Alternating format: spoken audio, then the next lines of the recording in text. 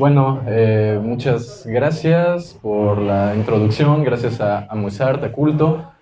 Lo mismo dije la vez pasada, ya perdí la cuenta de cuántas charlas llevamos aquí, siempre tratando de seguir un orden más o menos lógico, ¿no? O sea, llegué a dar algunas charlas centradas en psicodélicos, tuvimos aquí al doctor Michael Winkelmann, que es un experto mundial en el estudio del cerebro y el chamanismo, ¿no? En cómo los estados de conciencia tienen correlativos con zonas en el cerebro que se activan y que se desactivan.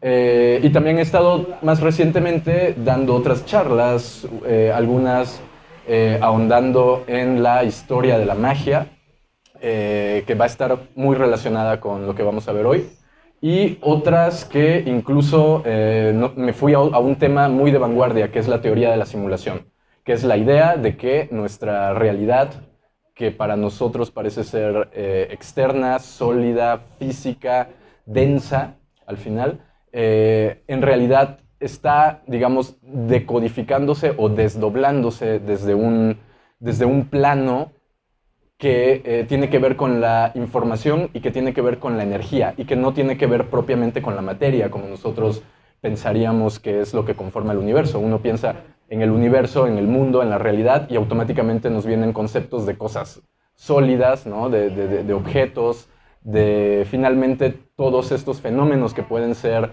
digamos, estudiados desde las leyes de la física, ¿no? Habiendo hecho esta introducción, un poco las charlas de magia y de teoría de la simulación van a estar medianamente conectadas con lo que vamos a estar hablando hoy. Y pues bueno, entonces, el tema que les traigo es música electrónica y ocultismo, ¿no? Ahora, quizá ustedes se pregunten, bueno, ¿qué tiene que ver la música electrónica con el ocultismo? Y para eso, primero tendríamos que definir el ocultismo, porque creo que si le preguntáramos a cada persona aquí, bueno, ¿tú qué entiendes por ocultismo? Algunas personas puede que se figuren, no sé, estos personajes vestidos en una capa oscura y haciendo rituales en un cementerio a medianoche. Esa es la imagen que la cultura pop nos vende del ocultismo. ¿Por qué? Porque en el fondo el ocultismo lidia con cuestiones que están más allá de lo conocido. Lidian precisamente con lo oculto. De hecho, así como hay un racionalismo, que es el uso de la razón, digamos, particularmente desde la ciencia, dentro del esoterismo existe el ocultismo, que vendría a ser el uso de todo aquello que está oculto, ¿no? Ahora, ¿qué es eso que está oculto? Bueno, nos vayamos a la cultura que nos vayamos, siempre vamos a encontrar una noción mitológica de la realidad dividida en dos mundos. Por ejemplo, podríamos irnos a la toltequidad, por ejemplo, el famoso libro de las enseñanzas de Don Juan, que más allá de la polémica de si Don Juan existe, Carlos Castañeda era un fraude, etcétera, etcétera, etcétera, todo esto que siempre se discute, lo interesante es que en ese libro, Don Juan, un supuesto chamán del pueblo indígena de los yaquis en el norte de México y en el sur de Estados Unidos, le enseña a Carlos Castañeda, un antropólogo peruano, le enseña los secretos de lo que podríamos llamar chamanismo, ¿no? Ahora, el concepto chamanismo es un concepto que puede llegar a ser ciertamente problemático. ¿Por qué? Porque utilizamos un concepto, en este caso la palabra chamán, para tratar de meter en ese saco un montón de cosas, ¿no? Y esta es la parte en la que hay que tener cuidado, porque digo, si hay alguien, por ejemplo, de la academia que escucha esto, puede que diga, ah, pero ¿por qué estás usando el término chamanismo? Porque en la academia eso es muy, muy debatido. Sin embargo, para efectos de esta charla, vamos a usar ese concepto. Ahora, lo que Don Juan le enseña a Castañeda, a Carlos Castañeda, es la idea de que el chamán, también podríamos decir el brujo, también podríamos decir el mago. En cualquiera de los casos estamos hablando de un agente, una persona que es intermediario entre los dos mundos. ¿Qué quiere decir esto? Que es una persona que es capaz de viajar al mundo sutil, a este mundo que les comentaba al inicio, que tiene que ver con información y que tiene que ver con energía, y es capaz de traer cosas de ese mundo a este otro mundo. Ahora, eso quizá lo podríamos interpretar como materializar cosas, ¿no? Como alguien que es un mago y mueve la varita y de pronto, ¡pum!, se manifiesta algo acá. No, no funciona así. Esa es una romantización, digamos, de la práctica mágica.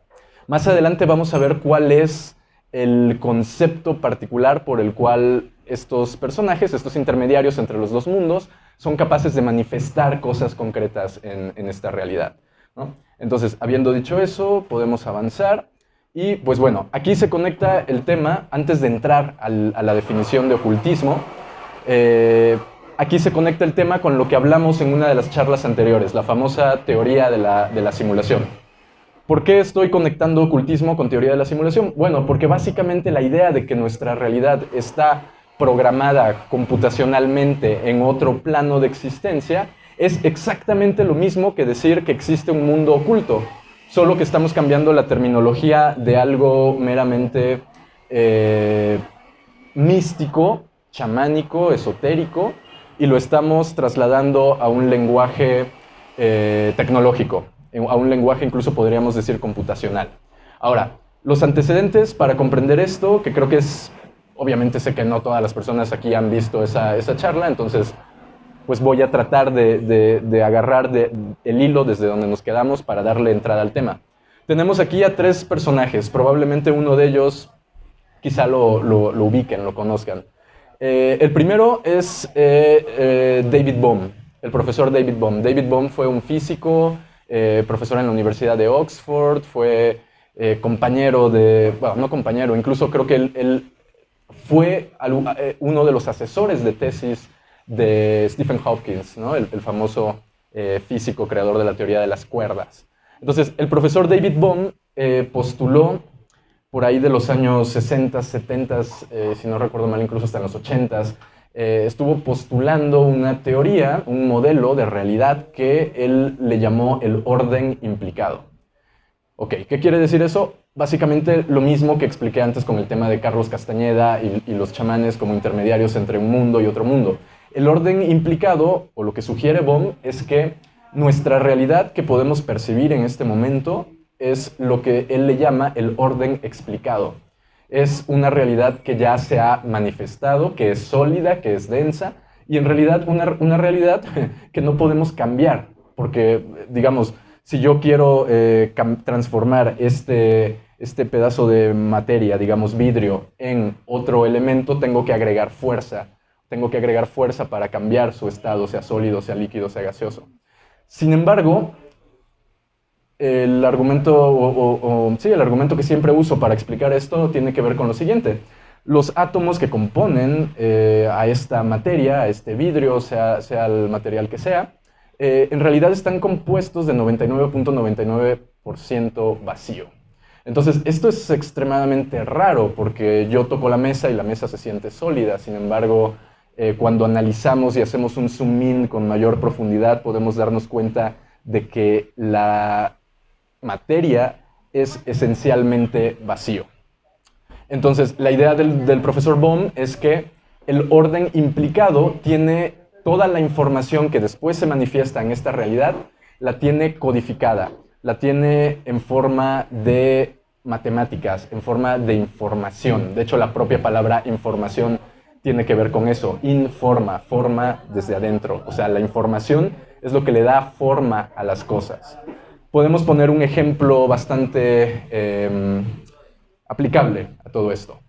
Si yo toco esta mesa o si yo trato de analizar esta mesa, puedo decir, ¿cuál es el componente o cuál es el material? Ok, es madera. Entonces, si yo le pregunto a un occidental promedio, como cualquiera de los que estamos acá, ¿qué es esa mesa? ¿Qué es este objeto? Incluso sería una mejor pregunta. La respuesta que muy probablemente vamos a obtener es una mesa.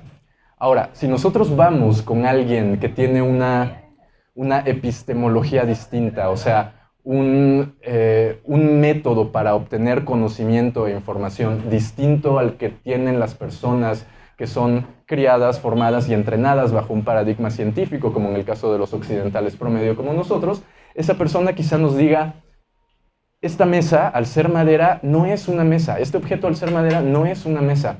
Es, en realidad, parte del espíritu de un árbol.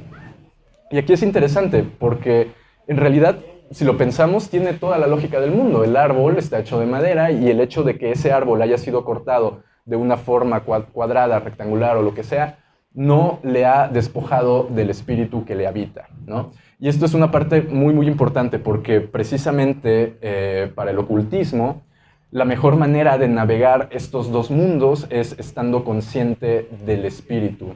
Y esto es muy, muy, muy importante porque cuando las personas no tienen esto claro y entran a grupos de Facebook o a foros en internet tratando de aprender algo de ocultismo o interesados en el tema, es muy, muy frecuente que las personas se desvíen y terminen muy, muy mal. De hecho, lo vamos a ver a lo largo de esta charla, algunos ejemplos de cuando el ocultismo sale mal. En el ocultismo es muy fácil desviarse. Por eso digamos que la principal brújula, el principal timón de donde debemos movernos entre estos dos mundos, entre el tonal y el nahual, como diría Don Juan, o entre el orden implicado y el orden explicado, como diría David Bohm, tiene que ser una plena conciencia de espíritu. Ahora, ¿qué quiere decir una plena conciencia de espíritu? Bueno, simple y sencillamente movernos desde nuestros lugares como sujetos, no como objetos. Todo el tiempo la cultura nos vuelve objeto de algo.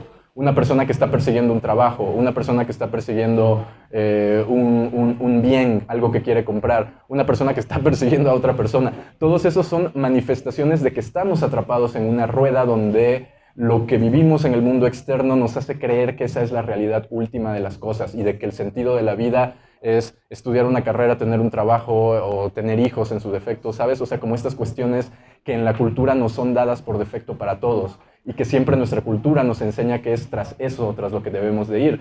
Sin embargo, como lo vamos a ver también más adelante, es vital tener una conciencia clara de nosotros como sujetos para podernos mover más allá de estos límites que establece la cultura a través de la ciencia, ¿no? Diciéndonos qué es lo que existe, ¿no? La economía, por ejemplo, que si tú no tienes el dinero para algo no puedes tenerlo, adquirirlo, lo que sea. Incluso la religión, ¿no? También la religión estableciendo todos sus juicios morales acerca de lo que está bien o de lo que está mal. Entonces, cuando hablamos de tener conciencia del espíritu, cuando hablamos de movernos desde nuestro lugar de sujetos, estamos hablando de movernos sin que ninguno de estos modelos, sin que ninguno de estos mitos, sin que ninguno de estos lenguajes, como los que mencioné antes, política, economía, bla, bla, bla, nos impidan nuestro movimiento, ¿no? Entonces, eso es lo rescatable de David Bohm, que él propone desde una perspectiva científica lo mismo que los chamanes, en el caso específico de Don Juan, le enseña a Carlos Castañeda en esa famosa obra, Las enseñanzas de Don Juan. El segundo personaje que tenemos ahí es el Dr. John Wheeler, John Archibald Wheeler. Él fue profesor en prestigiosas universidades en Estados Unidos y lo interesante de Wheeler es que él desarrolló un modelo que trataba de explicar la realidad y este modelo se llamaba el modelo del universo participativo. Y es un modelo que está apoyado en la física cuántica. ¿Qué quiere decir universo participativo y cuál es su relación con la física cuántica? Ok, vamos a verlo súper rápido para no clavarnos tanto aquí. Pero bueno, la idea es que lo que la física cuántica ha descubierto es que existe un fenómeno que tiene que ver con le llaman ellos colisión de la función de onda, colapso de la función de onda. El colapso de la función de onda es lo siguiente. Cuando los científicos observan el universo, el mundo subatómico, que podríamos decir que es el orden implicado, que podríamos decir que tiene que ver con esta realidad oculta, que tiene que ver con esta realidad espiritual, cuando los científicos han tratado de observar eso que está por debajo de la materia, eso que existe antes de que pueda existir el espacio.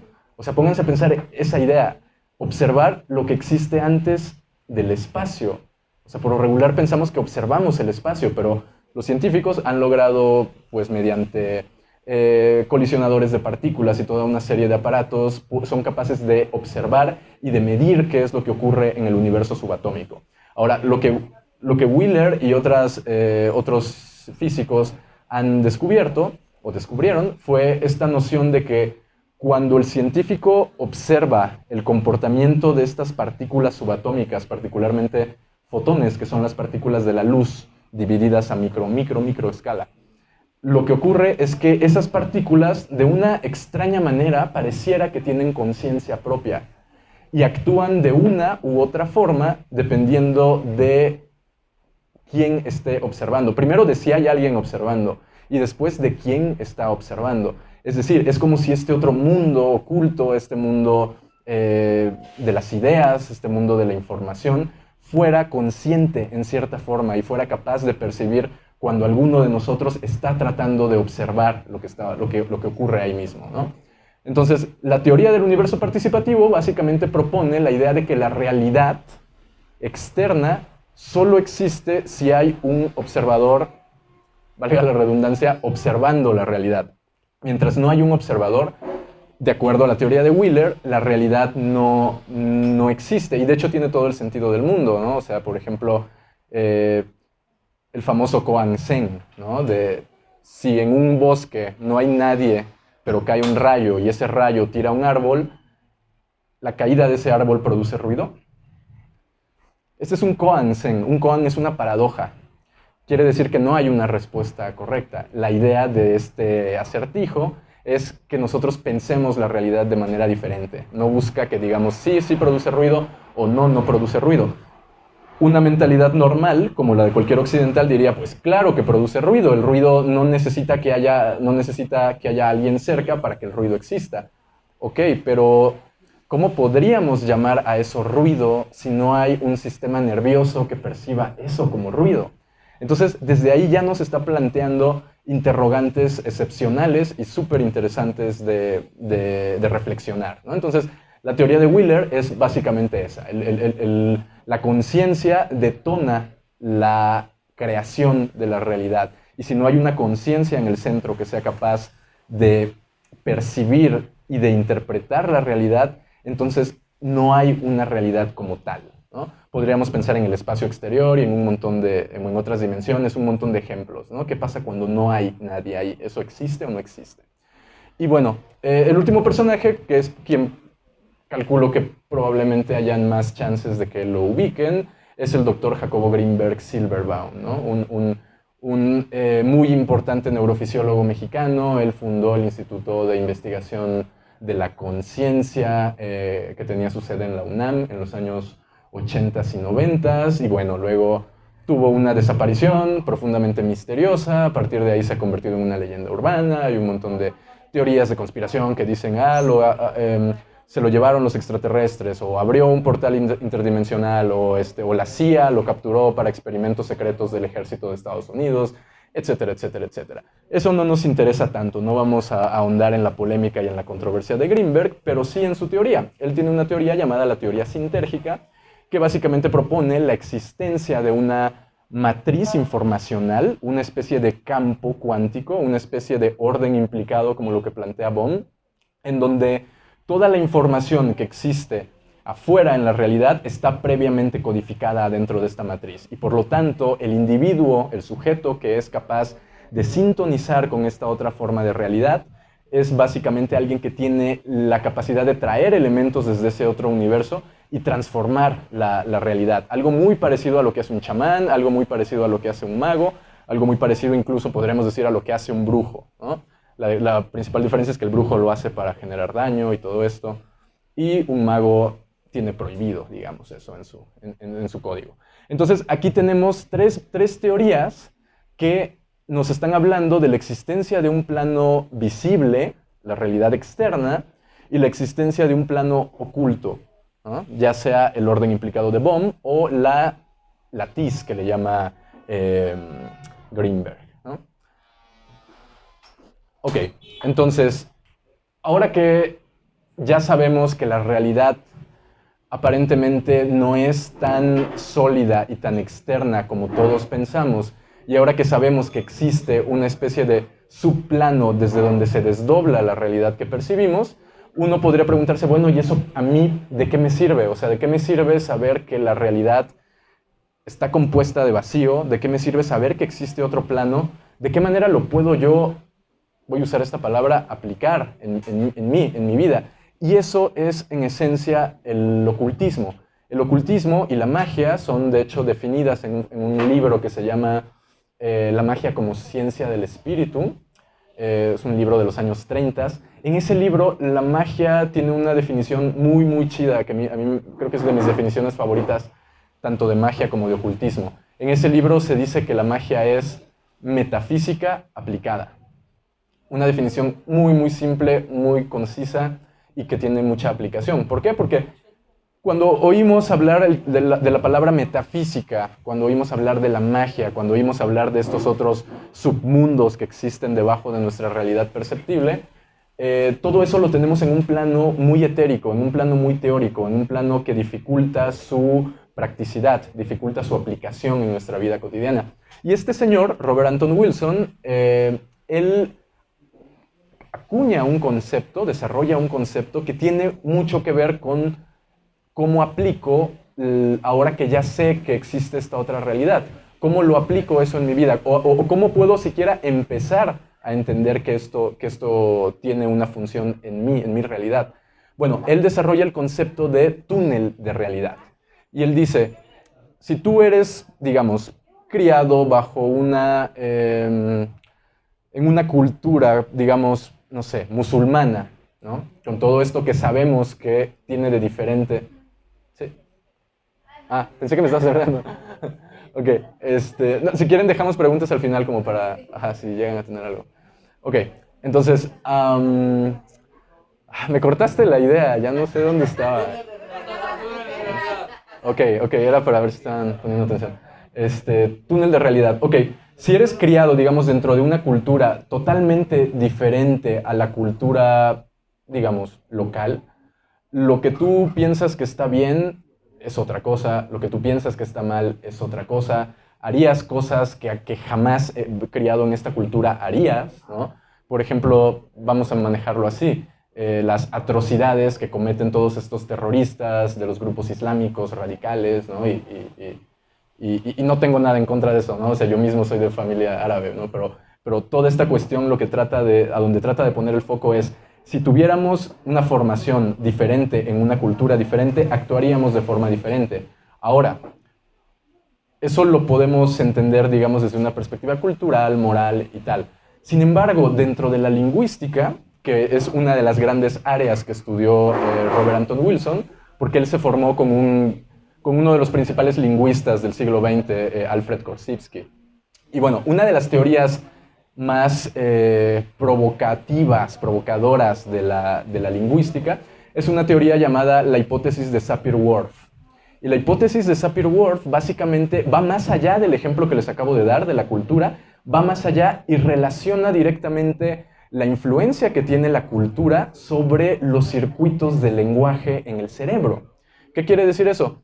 Que de acuerdo a Benjamin Lee Whorf, el creador de esa teoría, de Sapir-Whorf, de acuerdo a lo que él señala, el idioma que hablamos tiene una afectación directa en la manera en la que nosotros percibimos e interpretamos la realidad. Y de hecho han habido algunos experimentos bastante interesantes tratando de comprender a mayor profundidad la hipótesis de Sapir-Whorf, y en estos experimentos han descubierto que personas que hablan lenguajes diferentes tienen, digamos, pueden llegar a tener una cierta dificultad para percibir ciertos colores, porque en ese idioma de esa cultura específica donde está formada la persona no existe, digamos, una distinción, por ejemplo, entre azul y verde. Entonces, para esas culturas, una persona puede llegar a confundir con mayor facilidad el azul y el verde porque no existe un código. Y entonces aquí estamos entrando en el tema. El código, la información, la cultura, es lo que termina moldeando la manera en la que nosotros vamos a percibir e interpretar la realidad. Ahora, esa información nos la instalan por default desde el momento en el que nacemos en una determinada cultura. Ya traes las cosas que puedes ser, las cosas que no puedes ser, cómo te tienes que comportar de acuerdo a lo que se espera en ese momento particular, etcétera, etcétera. Sin embargo, como les decía yo hace rato, quien se anima a recorrer los caminos de los senderos del ocultismo, los senderos ocultos, en algún momento tiene que empezar a programar su propio código.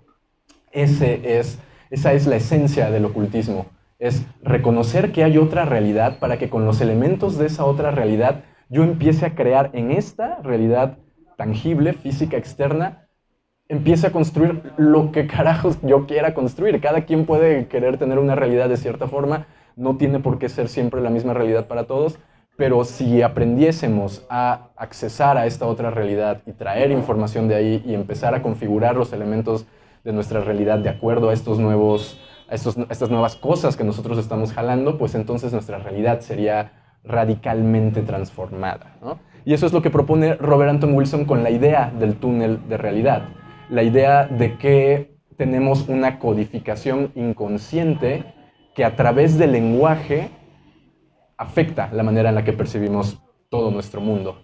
Ahora, acabo de dar una de las claves del ocultismo. Acabo de decir la palabra lenguaje, acabo de hablar de una teoría lingüística que pone sobre la mesa la posibilidad de que el lenguaje nos permita cambiar nuestra manera de percibir la realidad. Y eso es súper, súper loco, porque entonces podríamos empezar a crear nuestros propios lenguajes para darle forma y darle sentido a experiencias que, si no tenemos la palabra con cual referenciar esa experiencia, nos resultan simplemente abrumadoras, nos resultan incomprensibles. Por ejemplo, lo que una persona puede llegar a experimentar en una experiencia psicodélica, ¿no? Si la persona sale de esa experiencia y llega, no sé, a su casa, con su familia, con personas que quizá no tienen o no han pasado por una experiencia igual, y les compartes lo que tú acabas de vivir en esa otra realidad, es muy probable que la palabra que utilicen para regresarte el balón, digamos, sea alucinación. Sencillamente estabas alucinando, estabas en el trip, no tienes por qué clavarte con eso. En fin, tratamos de desestimar esa experiencia. ¿Por qué? Porque no existe una palabra, digámoslo así, o un concepto dentro de nuestro diccionario interno al cual podamos referenciar esa experiencia. Y esa es la principal diferencia que hay entre la cultura occidental, científica, secular, y, por ejemplo, cualquier cultura indígena, cualquier pueblo indígena, que ellos tienen palabras muy, muy específicas para referirse a las cosas que ven en este otro mundo, en esta otra realidad. Y también tienen métodos, técnicas y sistemas que les permiten trabajar con lo que existe ahí. Nosotros no tenemos eso. Nosotros, el Occidente, ¿con qué trabajo apenas está empezando a desarrollar protocolos terapéuticos para usar hongos, para usar ayahuasca? Pero yo he tenido la oportunidad, digamos, como de conversar estos temas con varios de los principales científicos que están trabajando psicodélicos en todo el mundo, y siempre les hago varias preguntas con respecto a las realidades espirituales, con respecto a las entidades que se encuentran del otro lado del velo de la realidad. Y su respuesta casi siempre es la misma: no nos metamos ahí porque no tenemos forma de comprobar. O sea, le dan la vuelta al tema. Es como, mejor pues concentrémonos en las mejoras que pueda haber para la salud y todo esto, pero no se quieren meter en temas que cuestionan el fundamento ontológico. Ontológico tiene que ver con lo que creemos que es real. Prefieren evadir todo eso, ¿no? Entonces, Robert Anton Wilson, pues era él, además de ser un lingüista, un intelectual, un psicólogo, también se autodenominaba mago.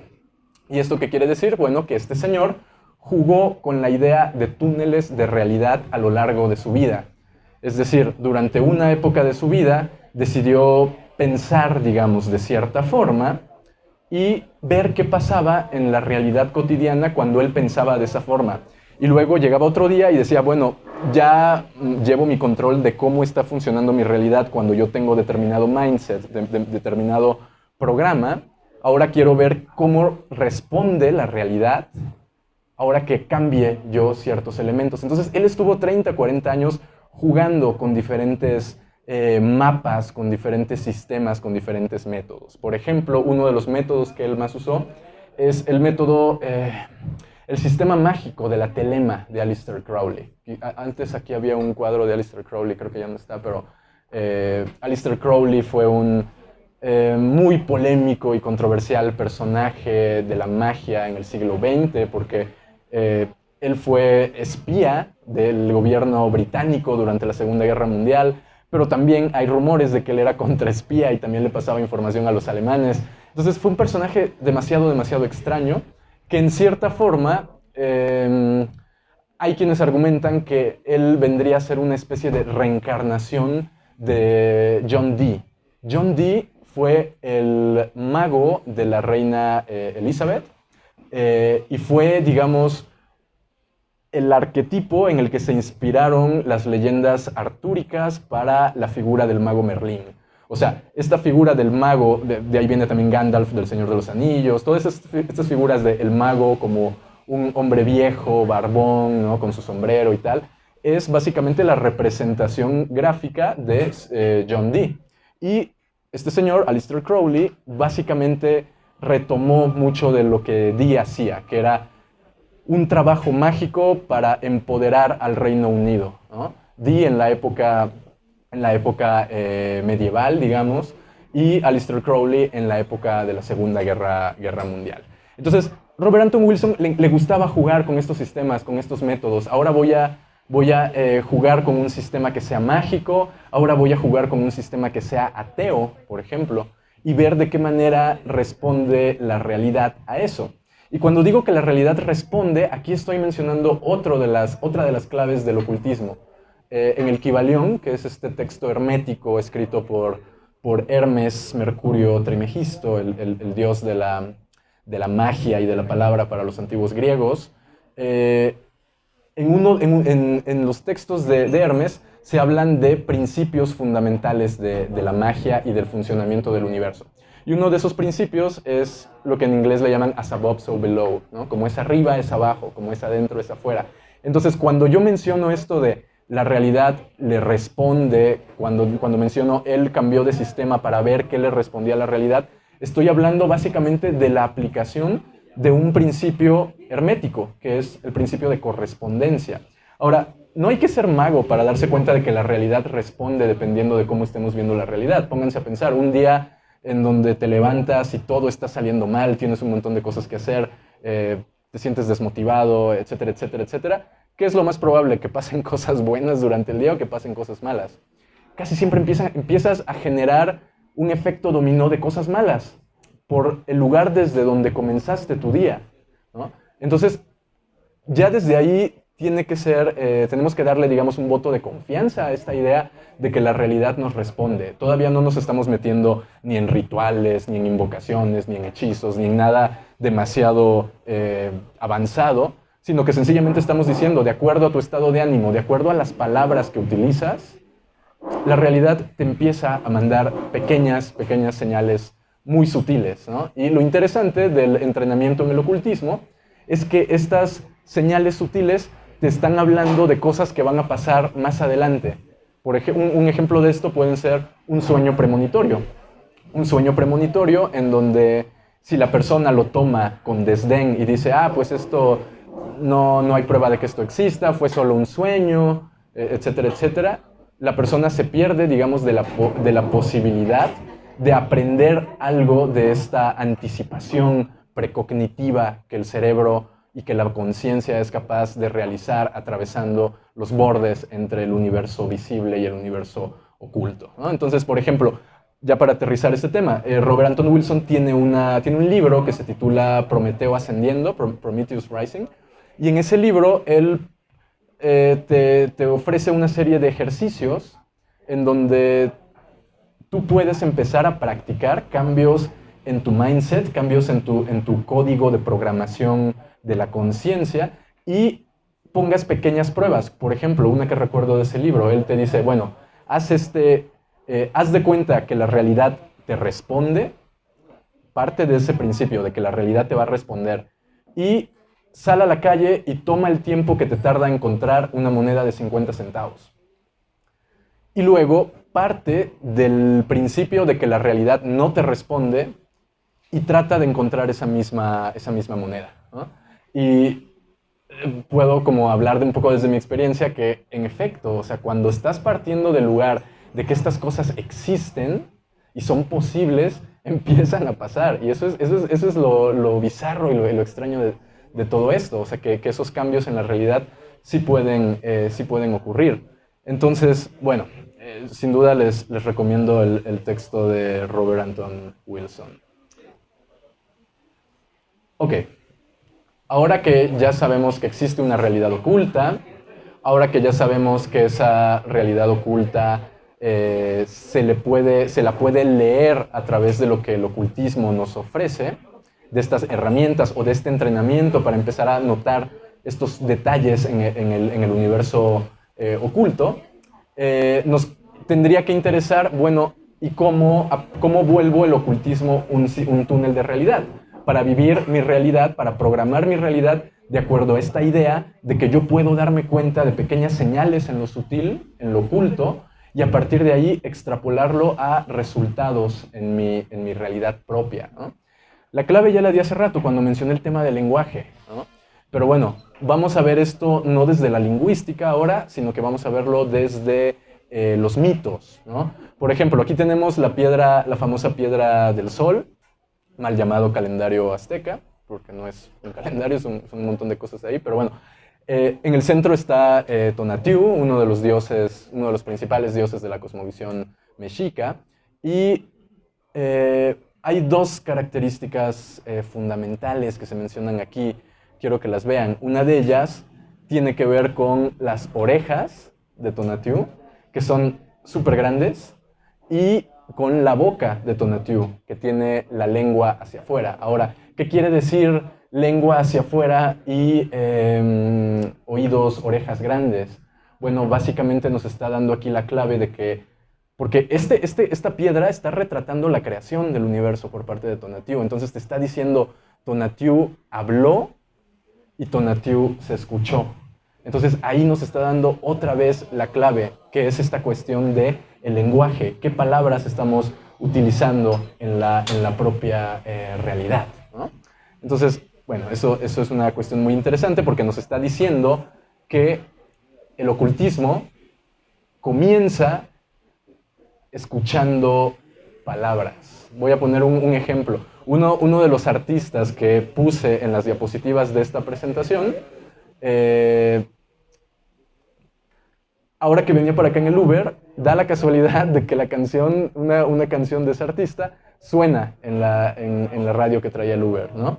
Entonces ahí yo ya estoy viendo que elementos de mi realidad que yo mencioné porque los puse en estos slides, de pronto se me empiezan a manifestar en la realidad. Y todos pónganse a pensar, todos en algún momento tenemos alguna de esas experiencias donde hablamos de algo, hablamos de alguien, pensamos en algo, pensamos en alguien, y hay veces que esa misma persona en la que estás pensando se manifiesta, pero hay otras veces que ni siquiera tiene que ser la persona. A veces, no sé, piensas en el nombre de la persona y de pronto vas por la calle y alguien grita ese nombre de la persona.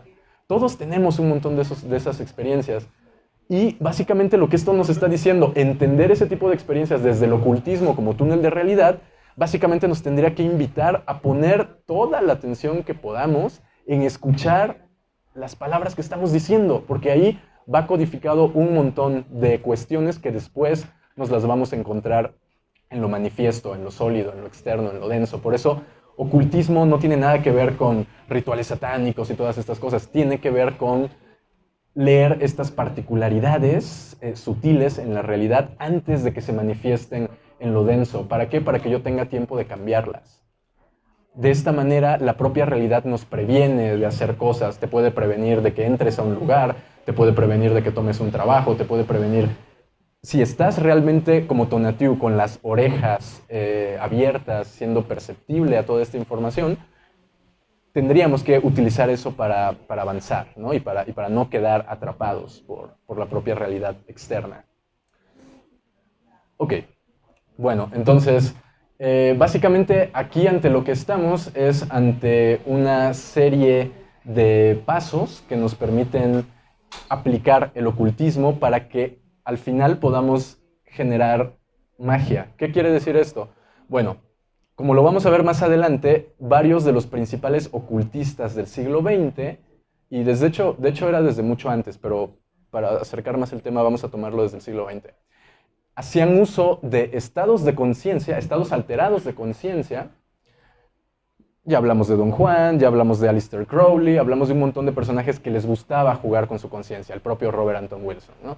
Ahora, esos estados de conciencia, la principal diferencia es que ellos no lo abordaban como abordaría un occidental promedio estos fenómenos. Un occidental promedio, como decíamos hace rato, piensa que va a tripear, piensa que va a alucinar, piensa que va a tener un viaje, pero en una connotación como desestimando la experiencia. Y sin embargo, cuando accedemos a un estado alterado de conciencia desde el ocultismo, nuestras experiencias psicodélicas te pueden o nos pueden permitir empezar a tener chispazos de cosas que van a pasar más adelante en la realidad. No quisiera perder tiempo en esto, pero igual si a alguien le interesa, al final como que podamos platicar más de esto, porque incluso personalmente he tenido experiencias súper locas en donde las palabras que menciono o que mis amigos o que las personas con las que estoy mencionamos al momento de comenzar un viaje psicodélico, una alteración de la conciencia, de pronto se terminan manifestando durante las horas siguientes o durante los días siguientes. Y esto es una cuestión muy interesante, pero a todo lo que lleva esto es que entrar a un estado alterado de conciencia desde el ocultismo es para producir magia.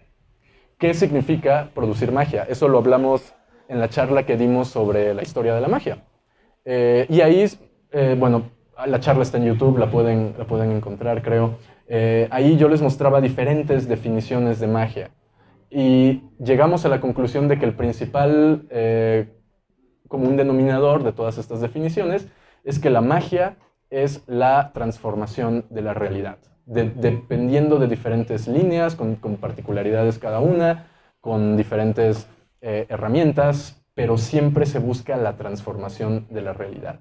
Esa realidad se puede transformar en forma de, a través de una sincronicidad, ¿no? Por ejemplo, tú estás buscando un trabajo y un día llegas a un lugar, estás invocándole a tu realidad que quieres de verdad tener un determinado trabajo, y un día conoces a la persona adecuada, con el contacto adecuado, y de pronto a la mañana siguiente ya tienes el trabajo, ¿no? Entonces, este tipo de cosas pasan, pero uno tiene que estar con un cierto mindset, con un cierto conocimiento y con una cierta atención y conciencia de esta otra realidad sutil. Si no, estos encuentros, estas sincronicidades, estas oportunidades nos pasan desapercibidas. Y esa es la manera en la que una persona promedio vive la vida. Todo esto oculto jamás lo ve, jamás lo ve.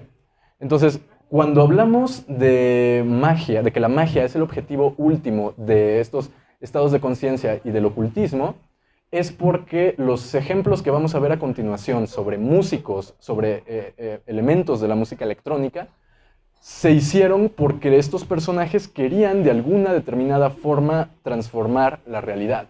No era sencillamente por pasatiempo, porque les gustaba inventar un nuevo género o lo que fuese. Lo hacían porque había un motivo de transformación de la realidad. Ok, entonces creo que ya nos quedó claro el ocultismo, ya nos quedó claro la idea del túnel de realidad, la idea de que el ocultismo puede ser un túnel de realidad que nos permita leer en este otro subuniverso para transformar cosas concretas aquí. Ahora que ya tenemos eso claro, podemos ver la aplicación correspondiente dentro de la música electrónica. Y antes de hablar concretamente de la electrónica, pues un poco lo que Abdiel mencionó en la introducción, ¿no? Existe toda esta una tradición de una inclinación hacia los temas ocultos desde la música rock, incluso, por supuesto, que desde la música clásica, ¿no? Lo tenemos con Wagner, por ejemplo, ¿no? Pero bueno, hablando concretamente del rock, para estar toda la discusión centrada en el siglo XX y XXI, tenemos aquí, por ejemplo, a Jimmy Page, guitarrista de Led Zeppelin, que tenía una gran fascinación por el sistema mágico de la telema de Aleister Crowley, ¿no? De hecho, Jimmy Page era un practicante de las misas, de las ceremonias ocultas de Crowley, ¿no? Tenemos también a Elvis Presley. Esto casi no se sabe, pero Elvis Presley también estaba en contacto con mediums, con brujas, con magos, y era un ávido lector de la doctrina secreta de Elena Petrovna Blavatsky, de muchos libros de esta índole, ¿no? Entonces, estamos en la década de los 50 y estamos viendo que en el rock, que es el género cultural que define ese siglo, existe una inclinación innata por acercar al músico con estas temáticas místicas y ocultistas. Ok, bueno, entonces tenemos eso en los 50s. Hagamos un paréntesis, estábamos hablando de rock, ahora vamos a empezar a hablar de música electrónica. Bueno, la música electrónica consiste básicamente en beats, ¿no? En sampleos, y tiene la cualidad, a diferencia del rock, la música electrónica tiene la cualidad entre muchas otras cosas, de la repetición del sonido. La repetición del beat es un análogo del tamboreo que hace un chamán, por ejemplo. Entonces la música electrónica tiene esta cualidad de inducción de trances. Eso es algo súper interesante de la música electrónica. Una. La otra, las texturas, las capas. Eso es algo que una guitarra, con una guitarra y con varios pedales puedes emular en cierto sentido, pero jamás con la grandiosidad de la variedad que te ofrece un sintetizador de música electrónica. Entonces, nos tendría que interesar, bueno, ¿y de dónde vienen los sintetizadores? Bueno, y cuando comenzamos a hacer un poquito de investigación, descubrimos que el creador de uno de los primeros sintetizadores, un ruso llamado Alexander Nikolayevich Scriabin, estaba profundamente influenciado por personajes ocultistas. Uno de esos personajes ocultistas es quien ya mencioné antes, Elena Petrovna Blavatsky, la creadora de la teosofía, ¿no? Entonces, Nikolayevich tenía una fascinación por Blavatsky, tenía una fascinación por el concepto del libre albedrío de Nietzsche, tenía una fascinación también por, bueno, por toda esta línea, digamos, de finales del 1800, inicios de 1900. Entonces, fue un personaje fundamental que, curiosamente, él empieza a desarrollar los sintetizadores para reproducir sonidos que estaban ligados a simbología ocultista. Entonces, en su propio origen, el sintetizador como instrumento musical es una herramienta esotérica, es una herramienta metafísica. Y quizá eso explicaría por qué la música electrónica también tiene esta cualidad de generar estas atmósferas donde de pronto un estado de conciencia se ve radicalmente transformado. ¿Por qué? Porque, bueno, por ejemplo, Nikolayevich, él tenía sinestesia. ¿Qué quiere decir esto? Bueno, que él era capaz de percibir un fenómeno mediante un canal sensorial diferente al canal por default. Por ejemplo, nosotros un aroma lo percibimos en forma de olor, a través de la nariz. Sin embargo, en una experiencia sinestésica, de pronto, porque ha pasado, ¿no? De pronto escuchas una canción y esa canción te evoca un sabor, o te evoca un aroma, o te evoca una visión. Y aquí básicamente lo que estamos viendo son diferentes conductos neuronales que se están entrelazando los unos con los otros y que a priori podría volver confusa nuestra realidad. Sin embargo, de lo que nos está hablando es de una expansión de la conciencia, porque en realidad lo perceptual que antes era captado por un sentido, ahora es captado por un sentido diferente al ordinario. Entonces, a través de los primeros sintetizadores los orígenes de la música electrónica, a través de los primeros sintetizadores, estuvieron indudablemente influenciados por preceptos de magia y ocultismo. Y de hecho, Nikolayevich fallece joven, pero esta es una cuestión interesante. Él iba a hacer su ritual último, eso que en la alquimia le llaman la gran obra. Él lo iba a hacer subiendo su sintetizador a, no sé si estoy recordando bien, pero me parece que era el monte Everest. Entonces, él quería hacer un ritual encima de esta montaña. El hacer rituales encima de la montaña es algo súper común en la magia. O sea, de hecho, de ahí que cuando uno sube un cerro o lo que sea, siempre es importante dejarle al espíritu de la montaña una ofrenda, un regalo, porque si no la montaña también hace que te tropieces y te caes y te quiebras, ¿no? Pasa. O cuando la gente sube la montaña echando desmadre o comiendo o gritando sin respetar el lugar, como entrar a una casa de cualquier persona y entras gritando, pues obviamente a la persona no le va a gustar. Lo mismo ocurre con el mundo oculto, con el universo espiritual. Entonces, esta figura, Nikolayevich, es muy importante y desde aquí ya empezamos a ver que la propia naturaleza de la música electrónica está ligada con esto. De hecho, los sintetizadores que crea Nikolayevich se utilizan, por ejemplo, en la obra Solaris de Andrei Tarkovsky, ¿no? Que es el equivalente ruso, digamos, a 2001, Odisea en el espacio de Stanley Kubrick, ¿no?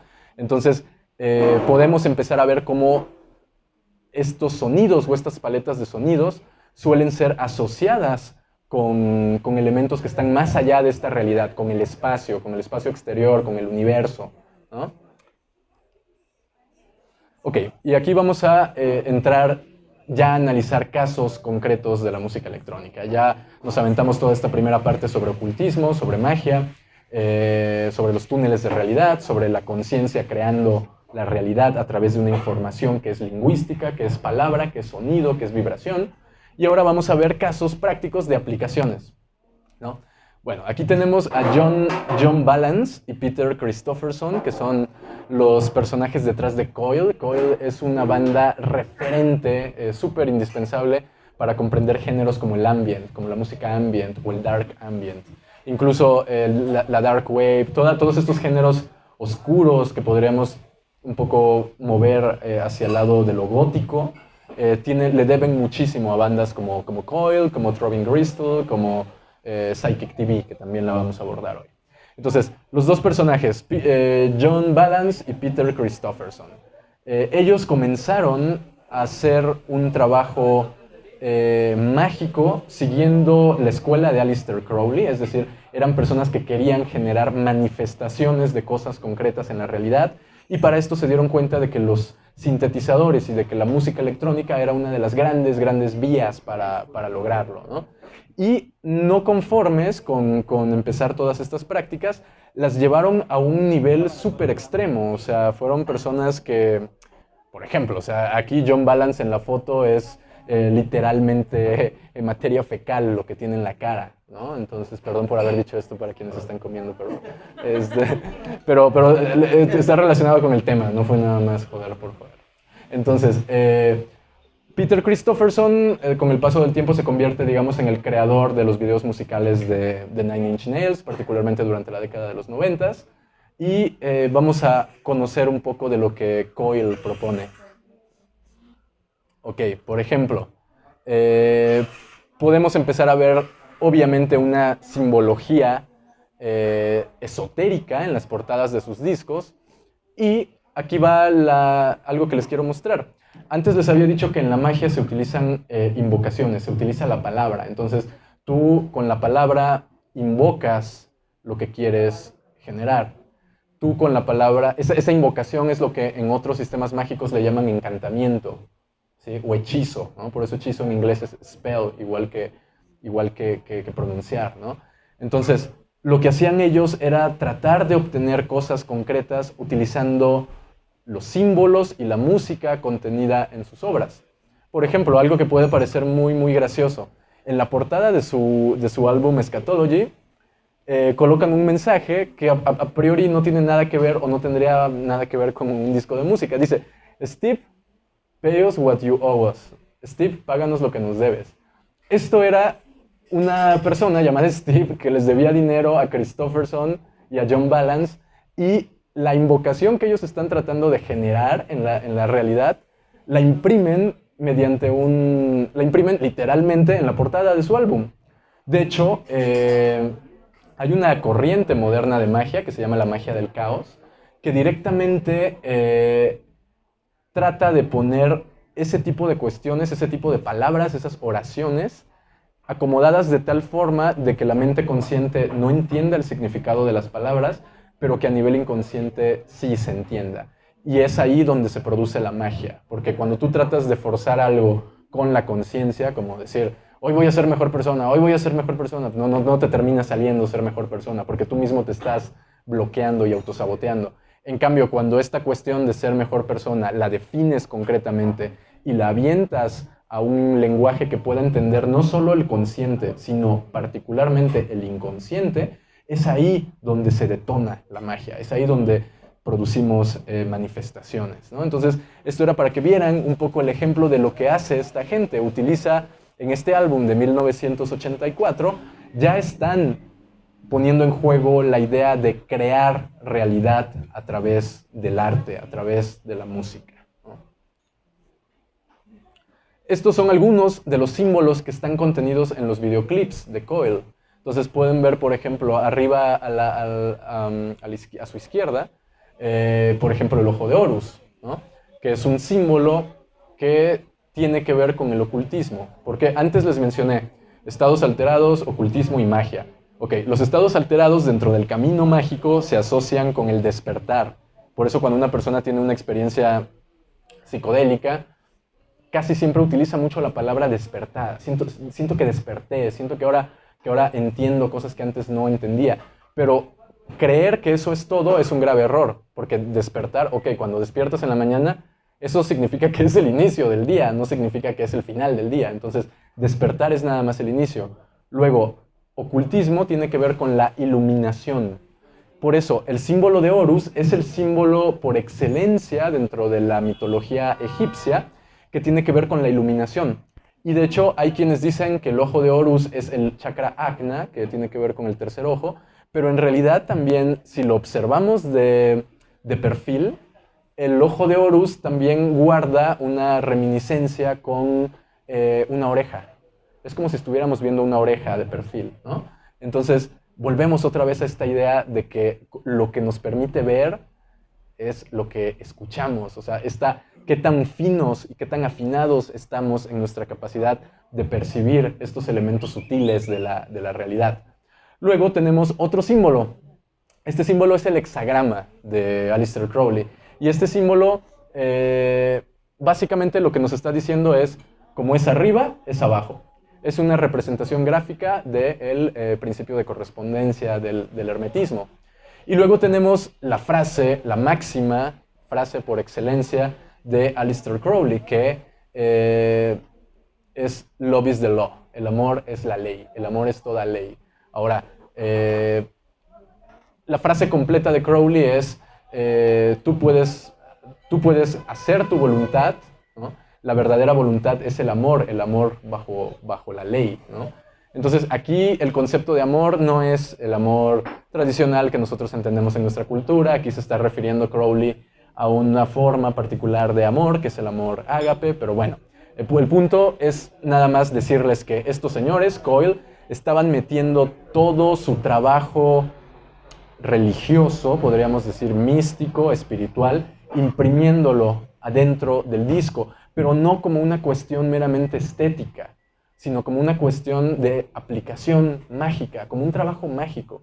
Y esa es la principal diferencia entre, digamos, aplicar todos estos elementos visuales con una finalidad tangible, concreta, y sencillamente aplicarlo porque se ve bonito un logo así, ¿no? Entonces, aquí ya nos está mostrando un cierto grado de compromiso de John Balance y de Christofferson. Ahora, ¿qué es algo interesante? Dentro de la magia se sabe que antes ya hablamos de la palabra y del lenguaje. Entonces, la palabra y el lenguaje repercute en la realidad, las palabras que estamos hablando. Y algo que se sabe desde la magia egipcia es que el sonido de nuestros nombres, los sonidos que están contenidos en nuestros nombres, guardan una cierta información de nosotros y de nuestra realidad. Ahora, Christofferson y Balance, por diferentes motivos, porque, repito, esto es muy fácil que pase en el ocultismo y sobre todo en el ocultismo más oscuro, como viene a ser la escuela de Crowley, es muy fácil que te desvíes y que salgan las cosas mal. Es muy, muy, muy fácil. De hecho, hay una broma entre los ocultistas de mano izquierda, los ocultistas oscuros. Hay una broma que dice que todos estos ocultistas o acaban suicidados o acaban locos, ¿no? Y de hecho hay una broma entre los ocultistas, particularmente entre las líneas de Crowley, donde dice, si ves que alguien se acerca demasiado al abismo, empújalo.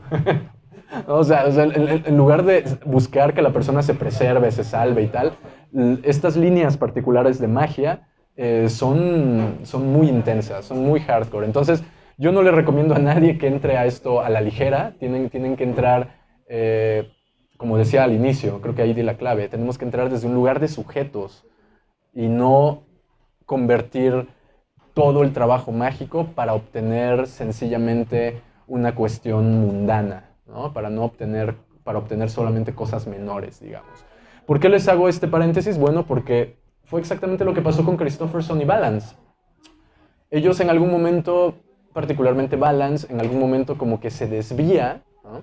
Y si hacemos un juego de palabras con su nombre, podríamos decir que pierde el balance, ¿no? John Balance pierde el balance. Y adivinen de qué muere o cómo muere John Balance. Pierde el equilibrio y se cae de un segundo piso y muere. qué casualidad que la persona que se llama Balance, que de acuerdo a la magia egipcia, en su nombre está contenido parte de su historia y de su vida, casualmente esa persona muere perdiendo el equilibrio, ¿no? Entonces, ya desde ahí es como interesante todo lo que uno puede empezar a aprender a partir de analizar los nombres propios, los sonidos en los nombres y las cosas que significan esos sonidos. Entonces, aquí este es otro de sus álbums de Coil. Este álbum es Time Machines, donde, bueno, aquí no se nota porque la calidad es muy, muy mala, pero aquí está este símbolo, y este símbolo es, se le conoce como el jeroglífico de la mónada, y es un símbolo creado por John Dee, este mago del que hablé antes, el mago que era el consejero de la reina Elizabeth y todo este rollo, el que fue la inspiración del mago Merlín, etcétera, etcétera. Y en este símbolo está contenido los 7 principales sellos de la alquimia. Entonces, la mónada jeroglífica tiene que ver con agrupar todos los símbolos que describen el universo y meterlos dentro de un símbolo. Entonces, este álbum, Time Machine, tiene que ver como con la impresión final de Coil para tratar de generar realidad. Es la totalidad. Coil te está diciendo ahí, este disco representa nuestra totalidad. Ok, vamos a dejar ahí a Coil. Les recomiendo muchísimo su música, especialmente el disco Black Sun. Hay que recordar que la música de Coil estaba hecha como para apoyar al mago en el desarrollo de sus rituales, básicamente, ¿no? Entonces la música de Coil nos permite entrar en trances, y en estos trances es cuando nosotros podemos hacer el equivalente de lo que hicieron ellos cuando le dicen a Steve, oye Steve, págame lo que me debes, ¿no? Es en esos momentos de trance cuando el mago está usando los 3 niveles, está usando el estado alterado de conciencia, está usando el ocultismo y lo está convirtiendo en magia. Entonces, con el trance que se produce en estas músicas, particularmente cuando el músico ha puesto todo su empeño en generar una cierta atmósfera que favorezca la inducción de procesos de trance en la persona que lo esté escuchando, es ahí cuando se presta la oportunidad para realmente imprimir nuestra invocación, lanzar nuestra invocación a la realidad, ya sea de manera lingüística o ya sea de manera gráfica, como lo que hacen ellos, ¿no? Luego tenemos esta otra banda, una banda donde también estuvo involucrado John Balance y Peter Christopherson, que es Psychic TV. Psychic TV es una de las bandas referentes de la música industrial, liderada por Genesis P.O. Rich, que es como una referente, bueno, ya falleció, pero fue una referente indiscutible, no solo para la música electrónica, no solo para el ocultismo, sino para la contracultura en general. Y bueno, Psychic TV es muy relevante porque aparece en la década de los 80s, y en esta década es cuando toda esta línea de magia que había quedado de los años 50, que viene de Aleister Crowley, toda esta línea de magia empieza a encontrar nuevos promotores, nuevas figuras, ¿no? Una de esas figuras es Peter Carroll, que escribe un libro llamado Liber Null y Psiconauta, donde utiliza el concepto de psiconauta como casi un sinónimo de ocultismo, de ocultista, ¿no? Entonces, tenemos a Peter Carroll, que crea esta corriente llamada los Iluminados de Tanáteros, y por otro lado tenemos a Psychic TV, que siendo una banda de música electrónica, crea un templo espiritual mágico llamado The Temple of Psychic Youth, el templo de la juventud psíquica. Y este templo era básicamente una práctica que buscaba conjugar elementos contraculturales, elementos contestatarios, podríamos decir incluso activismo social, mediante hechizos y mediante magia. Entonces, aquí ya estamos viendo una magia que va más allá de un mago en un calabozo que quiere contactar con una entidad, con un dios o lo que fuera, y estamos viendo ya grupos colectivos de magos que están haciendo toda esta práctica mágica con la finalidad de hacer activismo por ciertas causas, ¿no? Genesis P.O. Rich, como pueden ver, es todo un personaje, y los primeros tiempos de Psychic TV. Entonces, tenemos por un lado a Peter Carroll, este mago que utiliza el concepto de psiconauta para hablar de ocultismo, Y tenemos por otro lado a Genesis y a Psychic TV, influenciando la contracultura y la magia, por un lado con la música, con Psychic TV, y por otro lado con este activismo mágico, que era lo que planteaba el templo de la juventud psíquica, ¿no? Sí, bueno, Genesis es, o sea, les recomiendo que lean, ¿no?, sobre ella en Wikipedia. Es fascinante todo lo que atraviesa su vida, ¿no? Y llegan, mediante uno de sus álbums, a crear este símbolo. Este símbolo yo lo he visto como tatuaje en mucha gente, ¿no? Y luego les pregunto, oye, ¿qué significa esto? Y resulta que no saben, ¿no? O sea, solo les gustó y tal. Bueno, este símbolo es el símbolo de la magia del caos. La magia del caos podríamos decir que es la manera en la que la sociedad posmoderna trata de resumir toda la complejidad de los sistemas mágicos de Crowley y etcétera, etcétera. Los trata de resumir y de compactar en un método posmoderno, ¿no? Entonces, básicamente lo que este símbolo sugiere es: todo es posible. Todo es posible. O sea, la partícula, la manifestación, la totalidad, se puede manifestar acá, o acá, o acá, o acá, o allá, o allá, o allá. O sea, todo se puede manejar. ¿Con qué? Con la creencia, decía Genesis P.O. Rich, y decía eso el Templo de la Juventud Psíquica. Entonces, cuando el Templo de la Juventud Psíquica dice todo se puede modificar con la creencia, es exactamente lo mismo que cuando Robert Anton Wilson nos habla de que el lenguaje que usamos modela nuestro túnel de realidad y termina afectando lo que percibimos. Es exactamente lo mismo, la creencia como el lenguaje de programación que nos permite percibir e interpretar simultáneamente la realidad. Aquí está, eso es exactamente lo que les decía.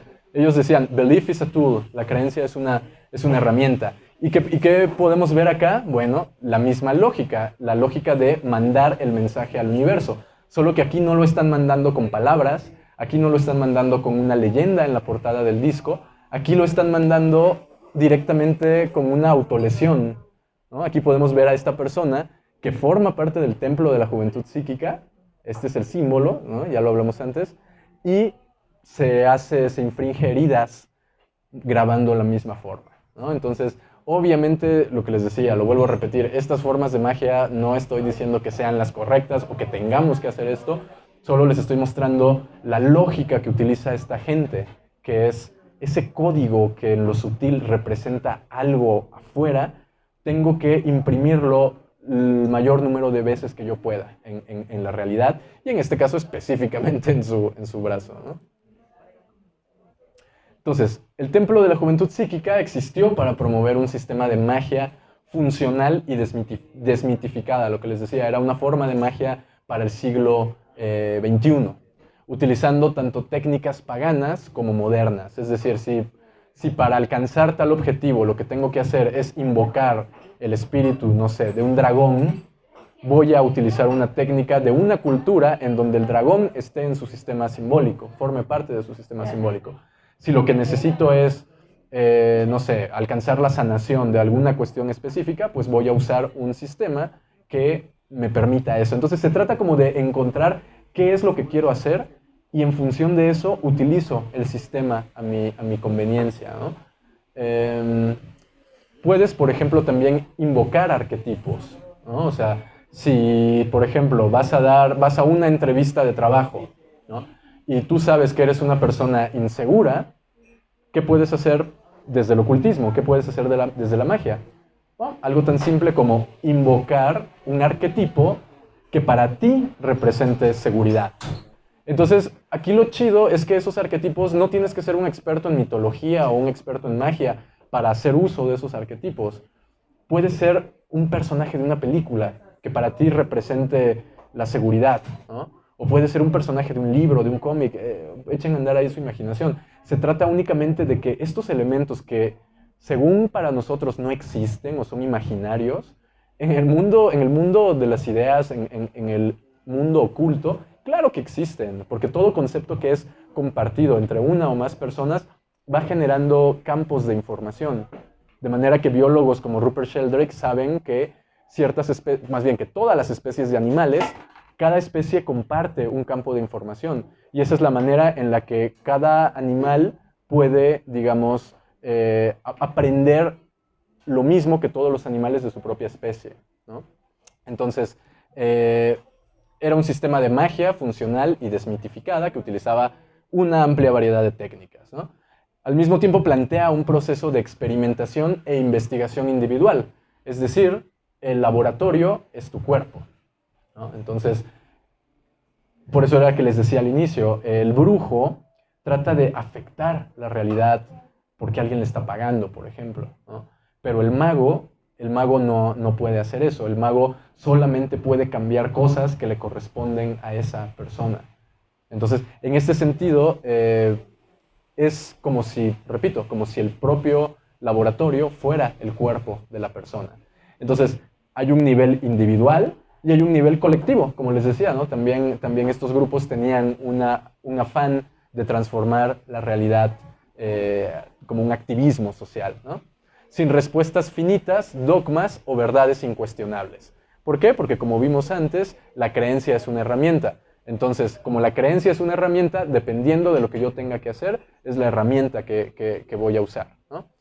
Corresponde a cada uno descubrir su propio entendimiento sobre las cuestiones que se le plantean y a través de ese viaje de descubrimiento encontrar su identidad personal y verdadera, la verdadera voluntad, que es de lo que hablaba Aleister Crowley, the true will, que tiene que ver también con el libre albedrío de Nietzsche y con toda esta noción que yo les decía al inicio de ser sujetos y no ser objetos, ¿no? Entonces, esta parte de la identidad, a través de ese viaje de descubrimiento, encontrar su identidad personal, esa parte es muy importante porque básicamente aquí ya estamos llegando al cierre, ¿no? del tema. Esta parte tiene que ver con... nosotros pensamos que comenzamos en los caminos espirituales para descubrir quién en verdad somos, ¿no? Y eso es un discurso súper común que se oye en todos lados. Ah, voy a meditar o voy a tomar hongos o lo que sea para ver quién soy en verdad. Y lo que te dice el ocultismo es no. El ocultismo te dice, encontrar tu identidad personal es a través del viaje. O sea, conforme vas teniendo estas experiencias, tú vas incorporando elementos de estos otros universos para crear la realidad de la manera en la que tú quieras hacerlo, ¿no? Entonces, eso ya es también muy valioso y me parece también una de las mejores formas de ir cerrando todo esto, ¿no? Entonces, algunos músicos, bueno, perdón, artistas, en realidad el primero de acá no es músico, pero es un artista muy, muy importante, Alan Moore, uno de los grandes creadores de cómics de nuestra era, ¿no? Creador de obras como The Watchmen, ¿no? Entonces, V de Venganza, ¿no? V for Vendetta. Entonces, Alan Moore decía esta cuestión de que, por ejemplo, en el mundo moderno, lo más cercano al mago y lo más cercano al chamán es el publicista. ¿Por qué? Porque si volvemos a la idea de las palabras como hechizos, de las palabras como encantamientos, el publicista está realmente programando la realidad de otras personas para que lo que perciban sea acorde con lo que determinada corporación quiere o desea, ¿no? Entonces, la contribución de Crowley sigue mucho la línea del templo de la juventud psíquica, de la magia de Crowley, etcétera, etcétera, ¿no? Luego tenemos, por ejemplo, a Björk, ¿no? No sé si vieron, por ejemplo, la película que salió hace poco de Northman, donde Björk hace de una chamana islandesa, ¿no?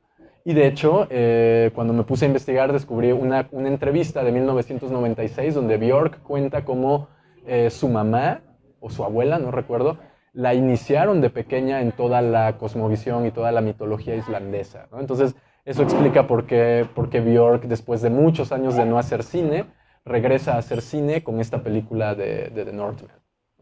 Tenemos a Grimes, ¿no? Famosa artista de música electrónica. Grimes también ha incorporado aspectos del ocultismo, pero sobre todo desde esta perspectiva del transhumanismo, ¿no? O sea, como de que los humanos puedan alcanzar sus nuevos resultados, realizarse a través de una fusión con la tecnología, ¿no? Entonces, también tenemos a Grimes. Luego tenemos a Kate Bush. Kate Bush fue muy famosa en los años 80. Y de hecho es la persona de la anécdota que conté hace rato, ¿no? De que venía sonando en la radio ahora que venía para acá. porque pues una de sus canciones salió hace poco en la serie de Stranger Things y a partir de ahí como que tuvo un boom. Luego tenemos a, se apellida Tibet, David Tibet, que es el músico de Current 93, que es una banda que fue muy amiga de Coil, de Psychic TV y todos estos sonidos esotéricos, ¿no? Solo que en su caso venía más de la música folk. Y Marina Abramovic, esta famosa artista performativa, también ella tiene muchas influencias del ocultismo. De hecho en los años 90 o a inicios de los 2000 hizo un documental donde ahondaba en el chamanismo balcánico, ¿no? de su región. Entonces podemos ver que no hacen falta músicos que estén aplicando estas cuestiones, los hay, ¿no? La única cuestión aquí es que si nosotros no sabemos leer estos otros mundos, va a ser muy difícil darnos cuenta de lo que toda esta gente está haciendo, ¿no? Y aquí estamos hablando de música, podríamos hacer una charla igual que esta, pero hablando del cine, y también encontraríamos un montón de referentes culturales sobre la integración del ocultismo. Así que aquí les dejo algunos álbums que pueden ser fundamentales para entender todo este tema. Mort Garson, The Unexplained, es un álbum del 75, Popol Vuh, Nosferatu del 79, Cabaret Voltaire, Gasoline, Drinking Gasoline, The Division, Lustmord, que es una música súper oscura, Stereolab, que es una música súper que te induce trances por la misma percusión que tiene, y por supuesto uno de mis grandes favoritos, Dead Can Dance, que también nos regala un súper álbum. Y aquí, en esta portada que utilizo para ejemplificar, tenemos, por ejemplo, las letras de Dead Can Dance están codificadas en las formas de los objetos que aparecen en esta máscara. Entonces, de nuevo, estamos viendo esta idea de codificar información en lo que para cualquier persona, si le preguntas acá, ¿qué ves? Una máscara, ok, pero si lo miras con más detalle, todas estas letras están contenidas en esto. De esa manera, ellos también están haciendo magia. Y por eso en la magia del caos, una de las cosas que se recomiendan pues es como escribe lo que quieres lograr y trata de reducir esa frase y convertirla en un símbolo. Ese símbolo es el lenguaje que conecta con el inconsciente. Y ese símbolo es el que permite jalar cosas del inconsciente a lo consciente, ¿no? Entonces, ahí termina esto. Muchas gracias.